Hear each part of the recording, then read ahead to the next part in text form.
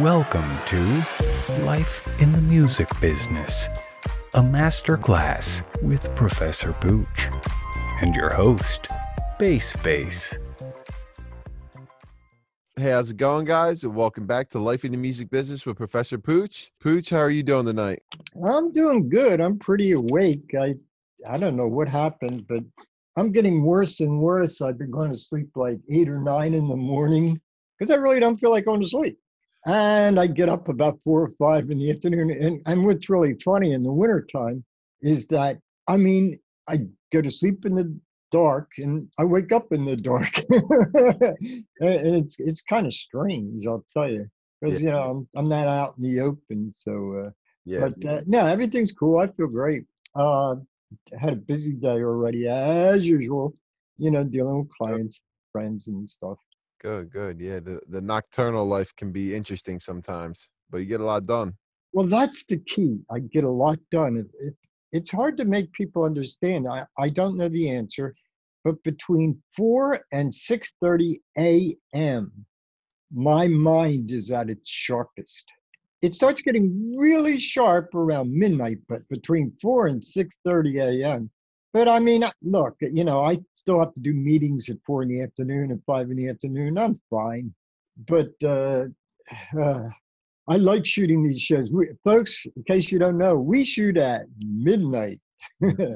Okay? Somewhere's in around there because we have lives too and, clients and things to do. Yeah, exactly. I run sessions, and then I'll make sure that my last session is like 11, so I can come in at 12 and be perfect and take a couple minutes to set up, and then we're good to go. But we've been doing this for, I think it's almost been coming up on We 3 months. started on October 9th, I think, and we're shooting this today is January 4th.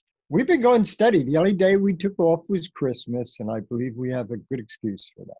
Yes. Everybody's supposed to be enjoying their families and enjoying the time that you guys have together, because time is a sacred thing. And oh boy, yeah, every moment is one moment, the moment it's gone. Moment gone. So you have to make the most of it, We're not here forever, at least not on Earth. Yeah. So but you were right. Yeah, it's October 7th was our first episode. It's about to be our 3-month anniversary. So do I get a gift? Yeah. You can add it to the check. What I was thinking about, we had started, I forget what we did last episode, but we jump around anyhow, but it's all important. But a lot of what came up today in my career life, it was contracts and stuff like that. And don't worry, folks, I keep it in simple language and you'll understand everything that's going on and stuff like that. One clarity again, I'm not an attorney. I'm a contract specialist. I do all the contracts an attorney's going to do in entertainment law. And that's something I should bring up that's very important. I'll look at a contract that somebody negotiated and I'll say, wait a minute, something's weird here. Did you go to a lawyer? Oh yeah, I went to a lawyer. What kind of a lawyer did you go to? And that was the problem. They actually made it worse for their clients because they didn't know the music industry, which is a very strange industry. Yeah. This business is different than any other business in that it has a creative side and a business side.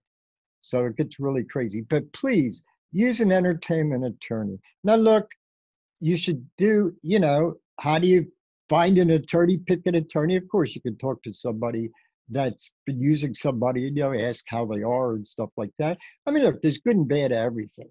And the good and bad of every position. They kid about lawyers, but there's some very cool lawyers, and you just got to do a search. It's like I tell people, even me, why should you trust me? What do you know about me? Except what you hear in these Poochcasts and stuff. But the truth is you should look me up, put Professor Pooch in Google or whatever your web browser is, or just go to professorpooch.com, check me out. But just like with attorneys, check out people I deal with. I can't name names. It won't be fair, but there's nothing wrong with, asking about their clients, and you want to ask their clients, well, do they treat you fairly? Are they quick? Some people complain. This is where we run into a problem today. I'm going to tell you a true story. This happened about 7 or 8 years ago. And this guy finds me. He was in, I think, Coney Island, New York. I don't know, it's years ago. And he found me and he says, I heard you can handle these contract kind of stuff. I said, well, okay, what's your situation? He says, well, I've been negotiating up and back. I'm an artist and I've been negotiating up and back with this manager now for it seems like almost 2 years. And I said, huh? What? What happened? And to make a very long story short, basically, hey, look, lawyers get paid by the hour usually. Okay. And like I said, there's good and there's bad. Well, I felt really bad for the situation. So I sat down in a room with them. There was no Zoom back then. I sat down in a room with them at that time. And in 2 hours, we had it all settled and it was done. Let's make music, kind of thing. My thing is, you want to know that they're quick but accurate. They know the industry really well. By the way, even in the entertainment industry, there are certain lawyers that major in one part of it. They might major in music. Others might major in film. Others might, in the fine arts. I mean, I've had fine arts attorneys in New York hire me to do the music, music business stuff. So there are different kinds of attorneys. Check them out like you would check anybody out you're going to deal with. Whether it's me, you're hiring a singer for your band. You're about a partner who wants to join in with you and run your business with you. Check them out. Of course, you got to do research, especially when your name is on the line and your career. I mean, most importantly. Yeah, your name, your career. Well, your name is your career. But really just be careful. You're lucky nowadays. I mean, the old days, I could go, what they would do is hire me to go grill the person or just sit in the room while they talked, and I could read between the lines if the person they wanted to work with made sense or whatever. But nowadays with the internet, oh boy, it's great. The thing is, you're going to find good things about them, bad things about them, maybe both. You might find nothing about them, which tells me something too. Okay, you want somebody that's somewhere's in there. They should be identified somewhere's in a search engine, But yeah, if you could talk to people that have been with them and like with managers, it's easy. If you want to sign with somebody, if I'm the artist, I'd say, well, can you give me, some of the clients, people you're managing right now, and I want to talk to them, and they shouldn't mind that, unless it's, super private. Some people are really, really hairy about that. Some of my clients or associates they want to be kept out of the limelight dealing with the public. So it happens. But when you're first starting out, you should not have that problem. Yeah, I don't blame them at all. No, you should be careful. I mean, you're going to be spending time with whatever the lawyer you're hiring the lawyer for, whether it's for a record company or whatever this or that or whatever, Yeah, and I've been running into that a lot recently with some people that I've been working with, trying to do partnerships with their best friends and all this stuff. And the famous last words, I've heard these all through the years, by the way. Oh, but he was my best friend. This is after the fact they got screwed, all these people, okay? Yeah. It was my sister, okay? Look, if you're going to be with friends and family, want to work with them, there's no law against that. But make sure they understand you're not just being, and I find this with bands a lot of band members, a band, you might be, that your cousin, let's say you're the leader of a band. Your cousin's a really good guitar player and you need one. Hey, he'd be perfect. But you have to have a talk with that guitar player and say, look, this is my life. This is my career. It's a business. We have to treat it as business. And if I have to let you go, I have to let you go. You can't just use the cousin card on me. or the brother card on me, you know. Well, I get, and if you have other band members, they're going to be pissed if they see you treating somebody differently than them. That just ain't cool. So it is a little touchy working with friends and relatives and stuff like that. I found that myself personally. At the end of the day, you just kind of, if you're going to do something, it's like, there's certain situations for everything. But I found that when it came to like the studio work and the stuff that I do, it's always best for me to just be the one that is making those decisions for myself, you know? Well, I mean, who knows you better than you? Yeah. But, you know, there's nothing wrong with getting somebody else's opinions on things. Yeah. You know, things like that. By the way, what that also brings up, I was mentioning lawyers and managers. There are certain lawyers that want to be your manager and certain managers that want to be your lawyer. Now, the question is, do you want the same person for both positions? That's a tough How one. can your lawyer check up on your manager if they are your manager?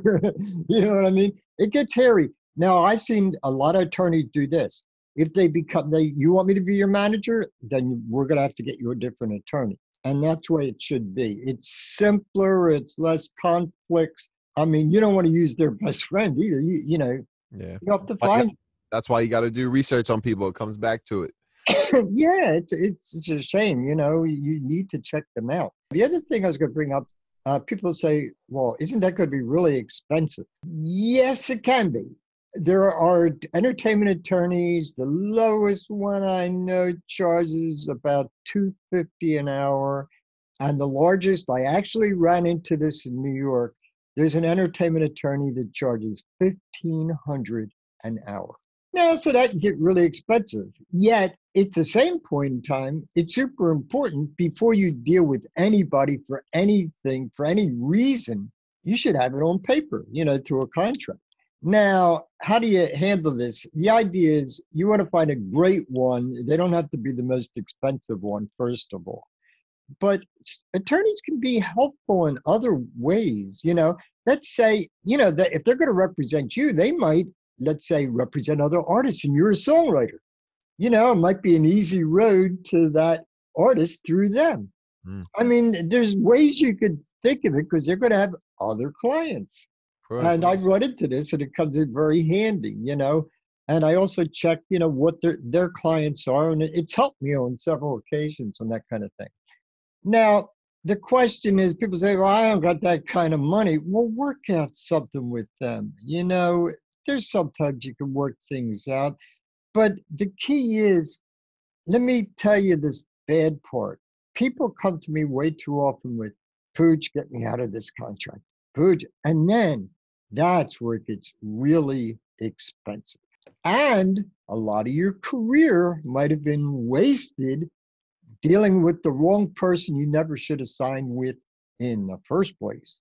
That's a tough one right there. Yeah. Oh, I know. There's some things there's not an easy answer. Yeah. Oh, the worst thing I find, oh my God, they'll either buy or take off the web these free contracts. Now, folks, how could they be, when you buy a contract off the web, how could it be made that it totally fits you, the person, and your situation? That's why, and you probably, this is about the 15th time you've heard from me, it's not always in your contract that can hurt you, it's what's been left out that if put in correctly will save your ass. Well, you better check. And what we're going to do today, one of the things I want to do is go through some of the things in contracts that are left out quite often. And, you know, let's talk about them. Okay, the one I like the most. When I get together, let's say I'm getting together with an artist or whomever, or producer, because artists and producers both have managers often. And, you know, when they're bringing me a contract from this manager, Well, the first thing I always do is I look them up. I want to see who's given, you know, who they are that are offering my client. I'm very overprotective of anything, okay? You know, we want to check out who's given the contract. Now, the other point I wanted to bring up is, and I lost my train of thought. Nothing like ADD, folks. Let me tell you, it's very interesting. It hits you at weird times because my mind will, at least it's good for ADD people watching me because you have no idea what I'm going to say or do next because I have no idea what I'm going to say or do next, except discuss the topic. Okay, back to the contract. The things that, the first thing I'm going to ask them, believe it or not, is, have you ever signed, I'm going to ask the artist this, have you ever signed a contract with anybody else before? And I can get one of several responses. One, nah, never have. That's fine. And then there is, yeah, but it's over and it didn't cover that. Now, I want to know what it didn't cover, okay? I usually say, let me see a contract that you've signed. Now, like this has happened several times. Modeling, where a model, a woman or male model, are also want to get into the music business. Okay. I said, let me see your modeling contract. And a lot of times it'll have the words in there, live performances. So unless the contract's over, and I see that it's over, and you got to make sure a contract has an end date. It's not going to give you a number, but there's a definite ending to that contract, because if it's not, if this modeling contract had ended, no problem. But if you're modeling with one agency or whatever like that, and they use the thing live performing, what are you going to do as an artist? They're covered there too. Yeah. Now, what I've done in cases, and it's been okay because the people were cool, and these large agencies and stuff, I'd say, look, we want to separate the performances and change it into, just for modeling, on stage, runway, print, whatever kind of modeling they're doing. There's different kinds of modeling. Some do all, but a lot of them are print ones, other ones. There's just hand models, believe it or not, and foot models and things like that. But, I want to make sure it's over and done with and out of the way. Okay, so be careful of that. I usually tell people they're going to be managers, make sure the person's really out of the contract, and we'll get more into that later, but I want to get back to where we were. Now, the next thing I usually ask after I see if they've signed or haven't signed a contract, the next thing I'm going to say is, what did the manager, I'm going to use manager in this case, what did the managers say they were going to do for you? Okay. And I'll ask them that before I go through the contract, because I want to see in the contract if it covers anything and at least alludes somewhat to the things that they're being promised. And if not, I'm going to put it in. I put in something. They would promise you that. Okay. Because a lot of people promise. Because if you ever look at a contract, there's going to be a couple words, just one or two, three words. One will say, this contract supersedes any oral or written contracts from before. In other words, it takes precedent over, it takes power over it. So what they're saying, what they're saying in effect is that, whatever we told you before, you can forget about that. The only thing that counts is in this contract. And that's really important. I've actually gotten people out of contracts because I put that kind of stuff because I was worried about the manager. It depends, if I know the manager is okay or whatever. But if I'm worried about something doesn't smell right, but they really want to go with that manager, I'm going to put in these promises. And I've gotten people out because I say, well, you didn't do this, you didn't do that. And by the way, where it gets really expensive of when working with an attorney is if you don't have a contract in the first place, because if they have to get you out of a mess, that can get very expensive. And since I'm not an attorney, I have very little leeway. I can't do what an attorney does, like take somebody to court or things like that. Mm-hmm. So, but that's where it can get really expensive to get your life back.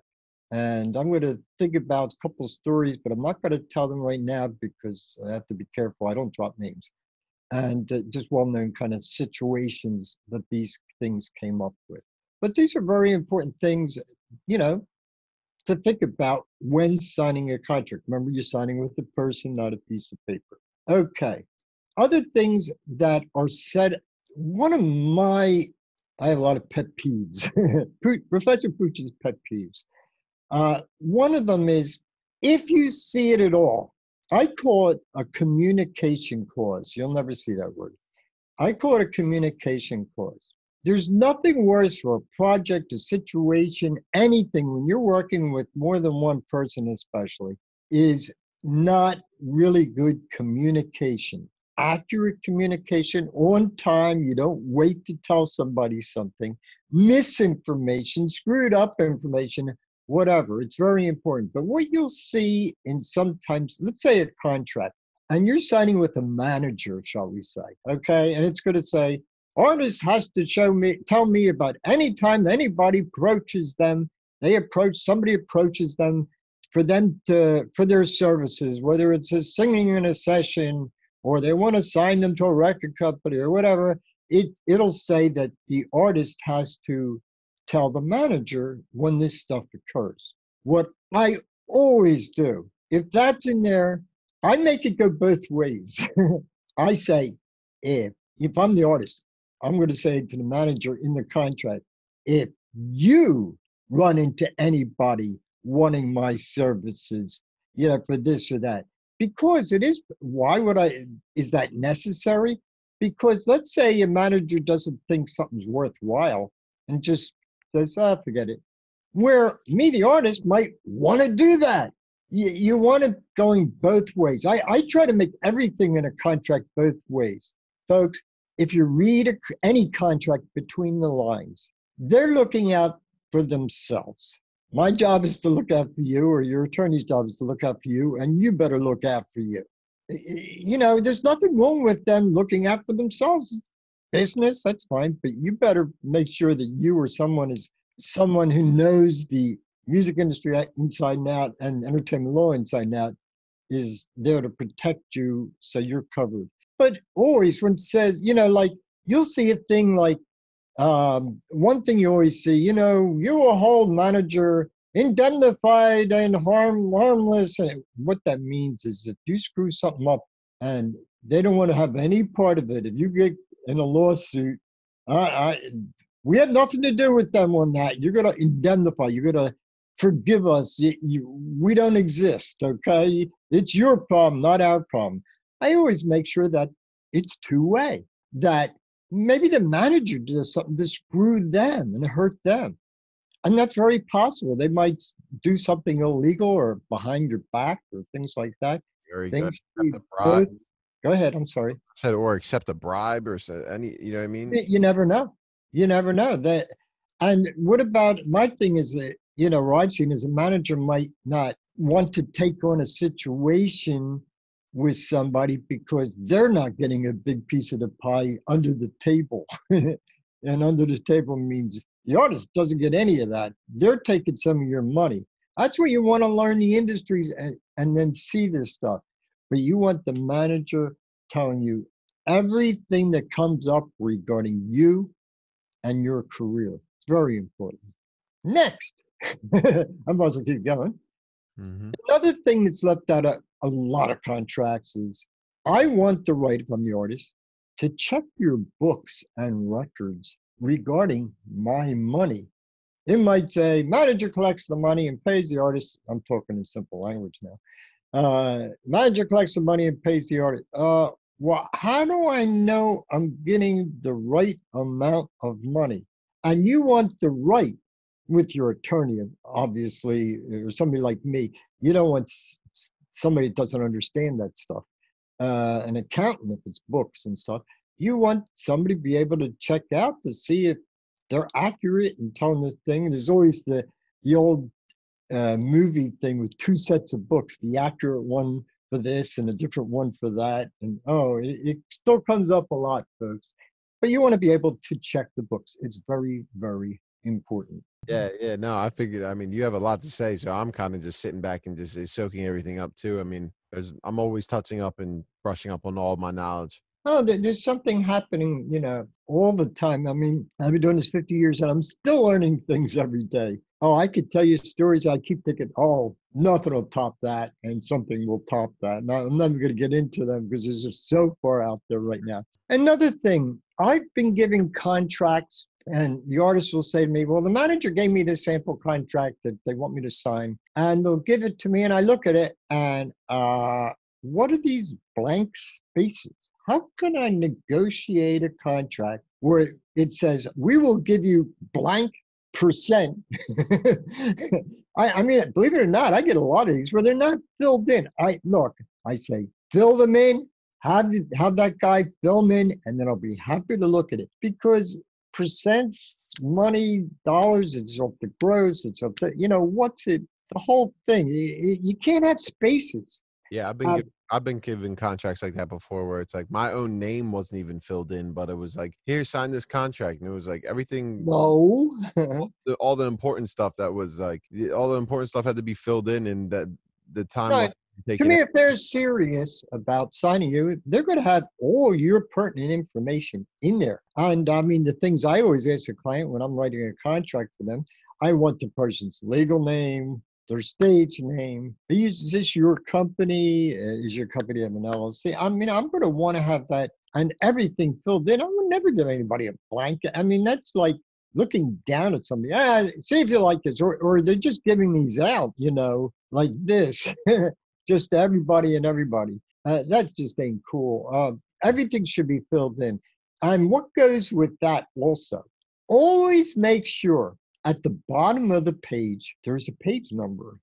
Now, this might sound weird, but see, it's also very important, and it's on all my contracts. I always do it. Let's say there's 7 pages. The first one will say page 1 of 7. The second one will say page 2 of 7. Folks, what about there's a missing page? Yeah, things like that. They decide to add something on later. And I actually went into a situation before where I was given a contract for something that I've done. It was a licensing deal basically, but on the contract, it just had basically what my job was and everything in the contract. I actually, because I learned this from you, Pooch, at the time, that I actually went in there and wrote 1 of 5, 2 of 5, 3 of 5, 4 of 5. To make sure that person can't go back later and say, oh, Johnny gave up all his publishing rights to the song that we did. Oh, man. And first of all, publishing should not be, well, it depends. I've seen record company contracts with publishing. You can't do that. They're separate animals. They have to be separate. But, oh, my God, yeah. Yeah, the numbers, I've even gotten them with just spaces. Just too many spaces, typing spaces, carriage returns, too many spaces that make me feel really weird. And I'll fill in the spaces when I'm redlining it. You'll see when an attorney, when I run into it every day, when I'm talking with attorneys, what we do, we look at the contract, then we set it so that in review, there's a way of setting it that if I make any change, say I cross out something I don't like, it's going to put a line through it. It's not going to erase it. And if I put something in, it's going to be in a different color. Usually the first person will be red. When it goes back, when they start typing on stuff, it's blue and stuff. And we can see who's written what on what thing. And then when it's all done, you just take the colors out and you have a complete contract. And that's the way it works. That's the way we do it. By the way, that you bring up something that made me think of something, is that you are allowed legally to write on a contract to fill in, let's say it's a videographer's thing and you change the date or whatever, but you only sent one contract out, videographer being whoever's going to shoot your music video, say, for example, and the date's wrong. You can. This is how legally to change or add something to a contract with a pen. What I would do, let's say it was for the 25th and they changed it to the 26th and stuff like that for, to be on location at so-and-so or whatever for the video. You can, in pen, cross it out and write in the right number, but both sides have to initial it right there on both sides. That's perfect. And I also recommend initialing the bottom of every page, both sides. But you can write stuff. I write what are known as Schedule A's. Now, Schedule A's, let's say you start working, BACEFACE, you start working with a co-writer. And I'll say, well, how many songs do you have? And you might say two. And I'll say, okay, give me those two names. And then you might slip in, well, we're doing these two, but there's a good chance we're going to do more. And that's what a schedule is. What I'll do is I don't put the numbers. I just put C Schedule A. That's an attachment at the back. And the first part of the contract will have all the directions and everything that needs to be handled. And then, all the fine points, important points. And on the back, I'll list the two songs that are done. And then I'll say, yes, in some form. I'll say, you may add more as long as both sides initial. So for you, BACEFACE, what I might do is put 1 to 10, 1, 2, 3, 4, the numbers all the way down. I'll put the names of the two songs you're actually doing right now. And by the way, you're going to run into this a lot. I will bet, BACEFACE. I run into it all the time. But, you decide, oh, these were great, these two songs. I'm going to do some more. This way you don't have to start a whole new contract again. Okay? Yeah, and you just add the name of the song. As long as the deal points, they're called deal points, are the same. You're going to split it 50-50 in this case, or something like that, or 50-50 publisher, this or that. What I've also done, here's another way around it. Let's say, let's say you say, well, Pooch, I did all the words and half the music, and he did half the music on this one song. But on the other song, the second song, we wrote it about 50-50. So you can actually what I'll do is, instead of using a split sheet, this is attached, the Schedule A is like in a split sheet, but it's with all the right terms that need to be in there. So what I'll do is I'll put, okay, you did all the words, say, and half the writing or whatever, the numbers, and you can put the percentages in there. I'll put, on the first song, say, writing and publishing. Second song, name, writing and publishing, what percentage share? And you can't have more than 100%. If you wrote the whole song, there's nothing to even be concerned with. You wouldn't be dealing with it. If you wrote half the words and he wrote half the words, it would say 50 writing, 50 writing, and the music. You have to, as long as it's 50-50, 50-50 words and music with each of you, it would be 50-50. Now, look, when I work with, this is what I do. You might not agree with it, people, but if I'm writing a lot of songs with people, I don't get into, well, this is worth 35.7%.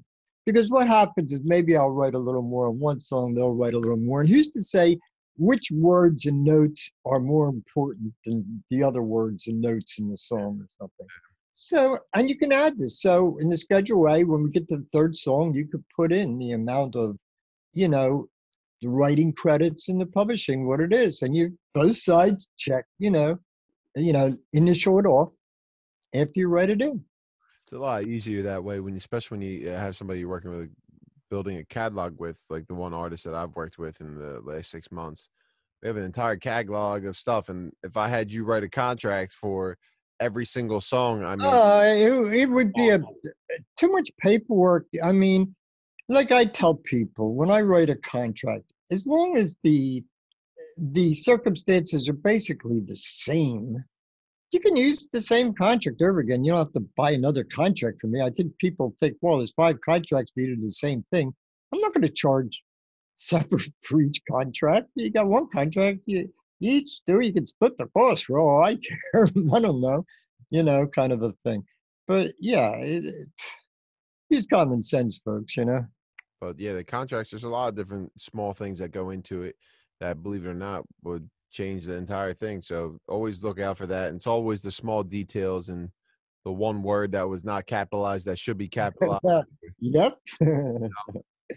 There's all those small things. It's like music to me, because every single small detail, they all add up in the end. That's how great engineers and great songwriters, it's all in the details, because they add up. Yeah, it's because you need the total thing. You start something, that's,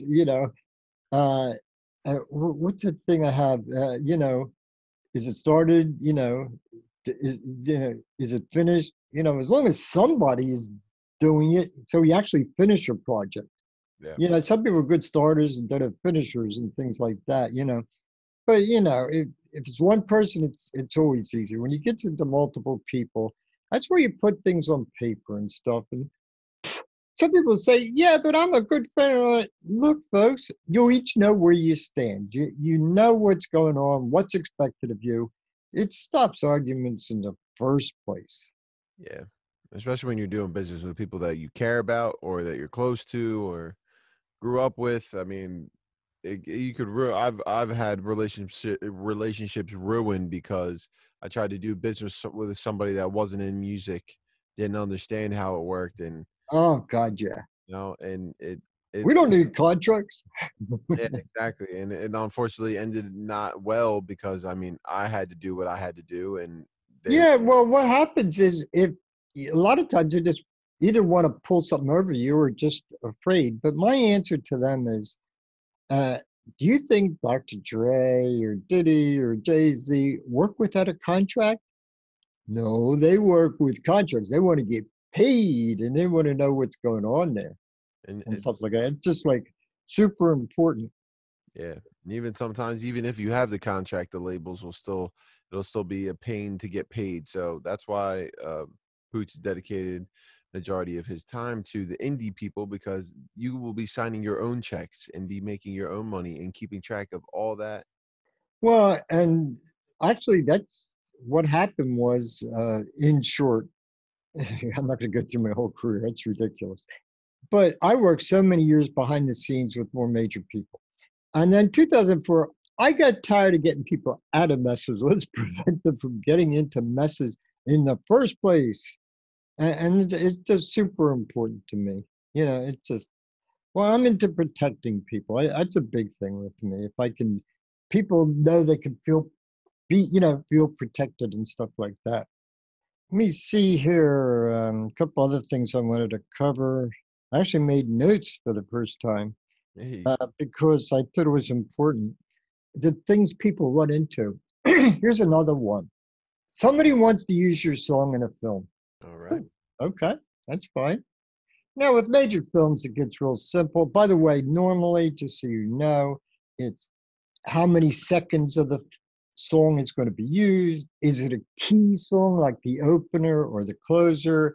Is it the underlying tracks going to be used throughout and things like that? That affects the cost too. And it could go anywhere from $50 to $100,000 for that song, depending on how well known it is and popular and everything like that. But let's face it, just like if you're starting out in music, there's people starting out in film and they don't have these hundreds of thousands of dollars to get you. And what you might get, especially with indie filmmakers, will say, well, you could put it on your resume. Now, that's actually good in that you could say, well, I had a song placed with this film and I had a song placed with that film, and that's going to help your credibility. At the same point in time, you can't make a living on that forever. So what I always make sure, now there should always be a contract, and because you have to give them the license to be able to use it. Remember, you can go into professorpooch.com, free library. It's the top link to the right. This is your right. And you'll go in there and it'll say licensing music for TV and film. This is an important subject. I'll tell you which licenses you need, like the synchronization for the song, master use for the film. Both those licenses have to be there. Now, when I see a thing and they say, Pooch, look, they just said, they can't afford anything right now and stuff. So this is how I solve that, because they do want the song out there. They need something now, it might be their first or second placement and things like that. What I do is put little things into the contract, like, let's say, and you're able to place your film with a big distributor and you got a lot of money. Well, at that point, I want either a certain amount of money or to be able to renegotiate what I'm charging you, which is free now. I want to get paid. If you're getting paid, I want to get paid. And folks, let me tell you, I've seen it on all the DSPs, learn about DSP, digital service provider, like the Netflixes and stuff. They got whole indie film sections. There are people that have indie films up, and if they're making money, why shouldn't you make money? If they're not making any money at the beginning, fine, play along. But there should be something in your contract. Remember I said about things left out of a contract? Well, it's not going to say anything. Well, if we place it with this major film distributor, you want to be compensated. That's fair. Yeah, of course. Especially when you're doing that type of stuff. Like I've done a lot of stuff, believe it or not. This is probably the first time I've ever really said it publicly, but like I've done a lot of stuff just for the resume. I've worked a lot of jobs just to be able to like get to that next level. And sometimes, believe it or not, like I had to go 2-3 steps back to go 10 steps forward. And a lot of people I've noticed throughout my career, it's an ego thing. It's like I have no problem of having the humility to put myself backwards to get ahead in the long run, because I'm looking at this from 10, 15 years down the line. I'm not looking at this current moment. You said something very important. Remember that 10 or 15 years down the line. But the important part is you're also maybe getting a chance to experience something you never have at a higher level than you've ever been. So at that point, it would make a lot of sense to do it. Yeah, that makes sense. This is very important, and I see people do this all the time. They'll see $65,000. We're going to give you $65,000. Well, you better check carefully to see if you get it all at once or when. But also, my job and an entertainment attorney's job is what could happen 5 and 10 years down the line from the stuff you signed today. And it comes up all the time. It will come up all the time that, they're making more money or whatever, and your money didn't go up. You didn't get any more. And that 65,000 you saw that they were going to give you, if you read the fine print, it says, well, you get 20,000 now. And if you do certain things, we'll give you another. You just see these numbers. You can't get hypnotized by numbers. It's like an artist signing with a record company, and the thing that you really want is to be this humongous star. And you end up sitting for 3 years, and all kinds of things can happen. That's why you got to be really careful. I've heard way too many stories about that with artists, especially artists that I've worked with, where they were given a deal for say 250,000 or 500, whatever it was at that moment, but they sounded similar to somebody else. So we were able to figure out with our attorney and everybody that, yeah, this person's going to sign you, but then you're also going to get put on the shelf. So they removed the competition and let their main artist go and become successful, because they're always going to worry about it's business Competition too. Yeah. And you bring up a super duper important, because it's in I'm not going to get into names and stuff. If you watch the internet, you'll see it a lot. It's in the news all the time. Right now, this is early January 2021. There's things about people saying that certain social media networks bought up other competing networks and then either killed them or made them part of their own. That's why the government, you read it, you can see it, it's on the internet all over the place. The government's trying to separate the companies, saying it's a monopoly. Monopoly means you're controlling too much of the one industry. Yeah.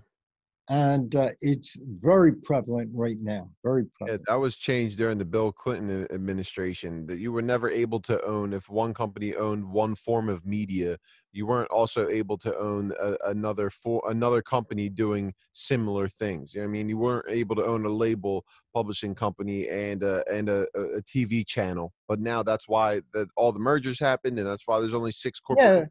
Yeah, but the problem is, see, things are changing too quickly. Yeah, they are. What made sense back then with no internet and things like that, all of a sudden things are different.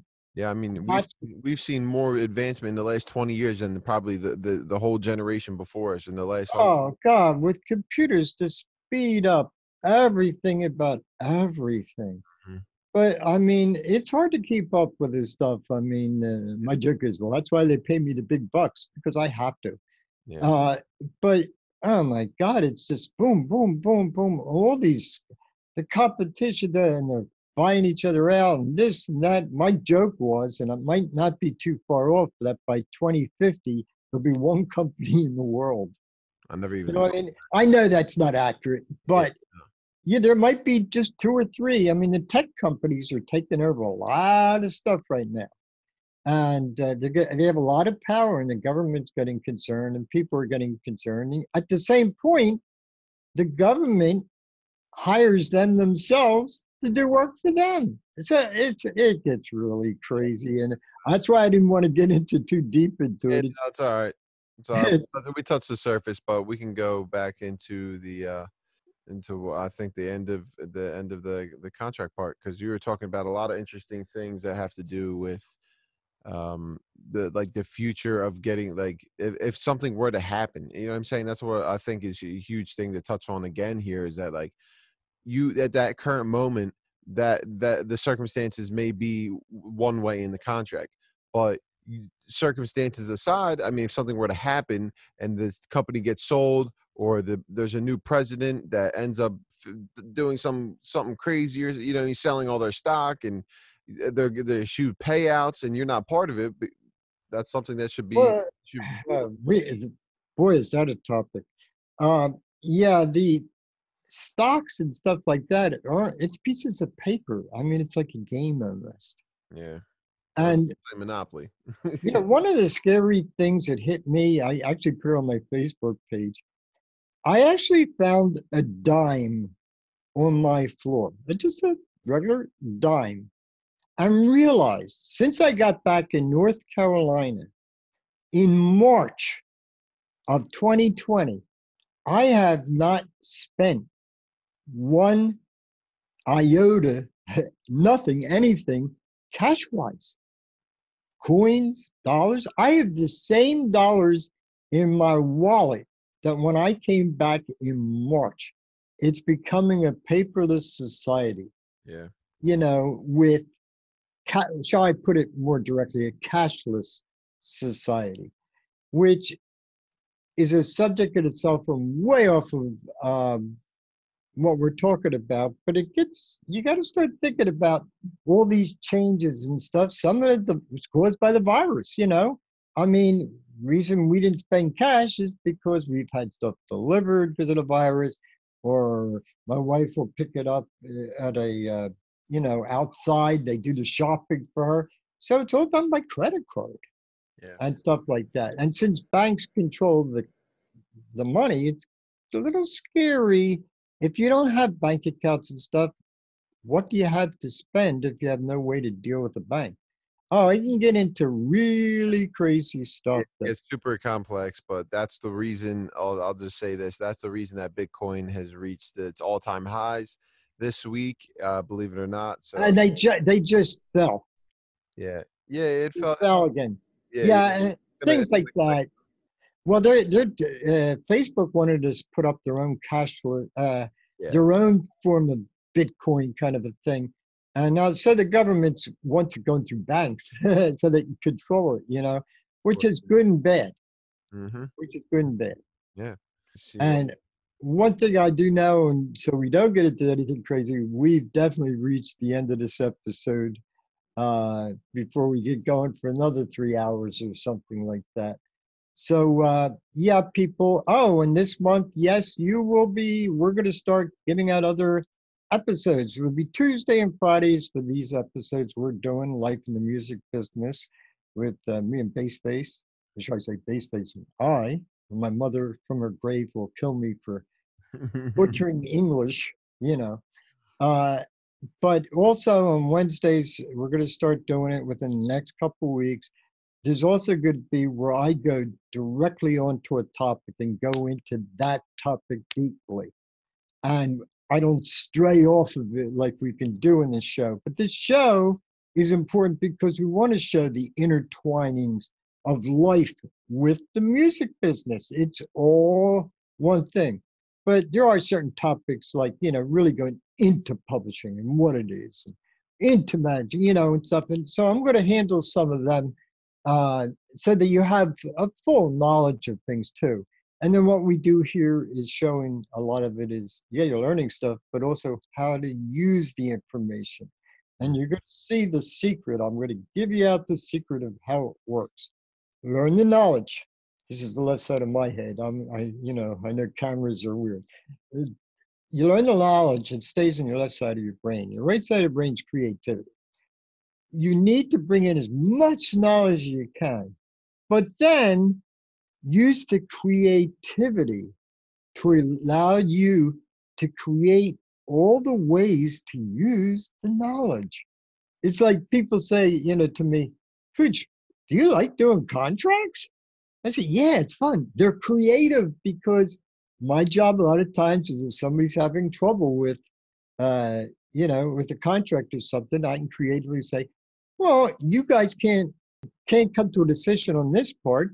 Why don't you try this? And I'll come up with a creative idea they might not have thought about, and do that or whatever. So yeah, there's a lot of creativity even in contracts, and you should be business-wise, be just as creative on the business end as you or your artist is on the artistic end. It's very important. Very, very important. And again, thank you for everybody that's been liking, sharing, subscribing. We just sent out a new newsletter as well. So we have a lot of stuff going on. We're continuing to grow. The followers and listeners are growing every day. So thank you all for that. And like Pooch said, stay tuned for the next episode. Yeah. Stay tuned for the next episode. Bye-bye. Thanks for watching. Tune in for the next episode.